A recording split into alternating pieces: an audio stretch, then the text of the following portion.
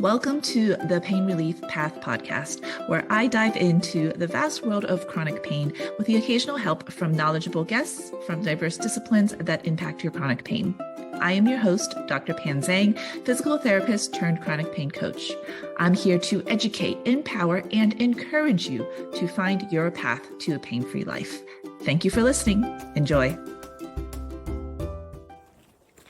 Hello, welcome to another Wednesday Walk and Talk. My name is Dr. Pan Zhang, I'm a chronic pain coach.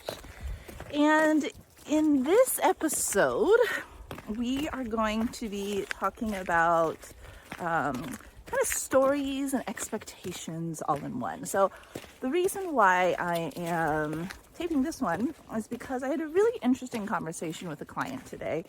She has a hard time walking and long distances. So let's say going around a store or something like that, she has a hard time doing that. And she was saying sometimes there are no motorized carts for her when she goes into a store. So when that happens, she kind of has to reset her entire expectations of the grocery trip and say, okay, instead of being able to enjoy my trip, I now have to get in, get out really, really quick, and I have to be efficient and I have to stick to my list. And that is a coping mechanism that has been working for her.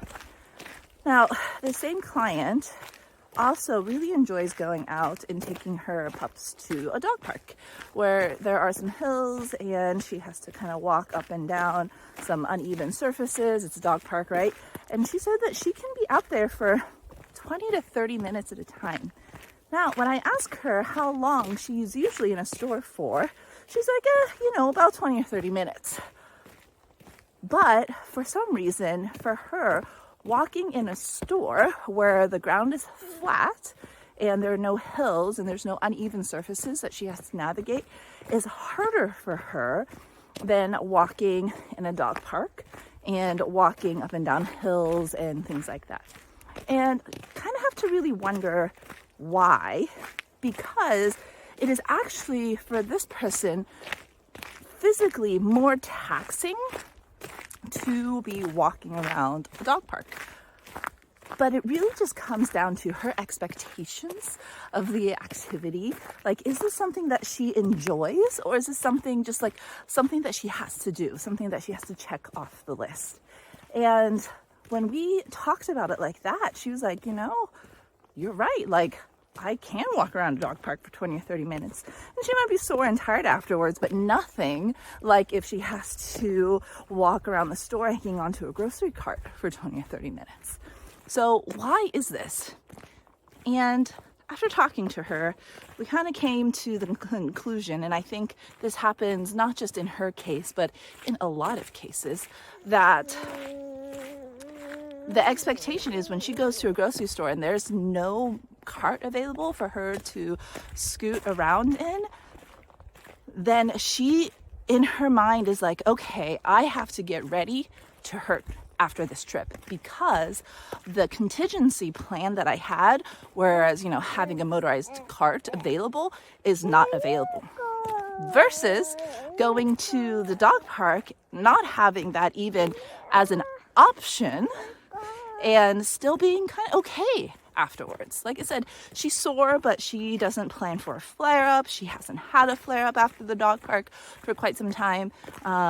So that was an interesting conversation I had with her. And I want to ask you if you have any expectations going into situations where you, one, maybe don't like that activity, and thus you are expecting to not feel great afterwards, both physically and mentally. You're kind of gearing yourself up and mentally prepping yourself for a flare-up, basically. And then also thinking about a similar activity, maybe different circumstances, similar activity, whether it be walking or sitting for long periods of time, where you don't have that same expectation going in of, I dread this activity, so I am going to have a flare up afterwards, but really looking forward to an activity and feeling, oh, I feel really good after I stand or sit for 20 or 30 minutes, watching a TV show versus standing or sitting for 20 or 30 minutes, in class or on a bus or whatever it might be in your situation, or in a meeting, because nobody works meetings, right? So think about that. And this goes into, remember, pain is always a biological, psychological, and sociological thing. And always, every episode of pain that you have has contributions from all three categories. So think of the biological things that are happening when you're walking or standing or sitting for long periods of time, whatever activity that you choose. But also think of, is there fear and anxiety going into that? So the psychological piece, and then the story that you tell yourself with that activity or circumstance. So that is a exercise I challenge you guys and invite you guys to try out.